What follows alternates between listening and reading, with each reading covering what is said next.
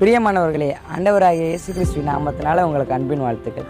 மீகா 2:13 இப்படியாக சொல்லப்பட்டிருக்கிறது, தடைகளை நீக்கி போடுகிறவர் உங்களுக்கு முன்பாக கடந்து போகிறார். இன்றைய பார்க்கும்போது அநேகருக்குள்ள தடைகள் காணப்படுது.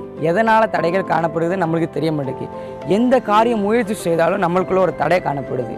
அந்த தடைகள் காரணம், அந்த தடைகள் உங்களுக்கு காணப்படுதா? நீங்கள் கவலைப்பட்டு கொண்டு இருக்கிறா? ஆண்டவர் உங்களை பற்றி சொல்கிறார், அந்த தடைகளை நீக்கி போட்டு நான் உனக்கு முன்பாக கடந்து போகிறேன் என்று சொல்கிறார். இஸ்ரவேல் ஜனங்கள் மோசே வழிநடத்தி சொல்லும்போது அவர்களுக்கு ஒரு தடை காணப்பட்டுச்சு. செங்கடை என்ற தடைகள் காணப்பட்டுச்சு. பின்னாடி பார்வோன் துரத்தி வருகிறான். அந்த செங்கடை தடையாக இருக்கும்போது கர்த்தர் அவங்களுக்கு முன்பாக கடந்து போய் அந்த செங்கடையை நீக்கி போடுகிறார். அதே போல தான் அவங்க வாழ்க்கையில் எதை எடுத்தாலும் தடைகள் வருமானத்திலையும் தடைகளாக இருக்குது. என் குடும்பத்தில் ஒரு திருமண காரியம் தடையாக இருக்குது. நான் ஒரு சொந்த வீடு கட்டணும்னு எனக்கு தடையாக இருக்கா?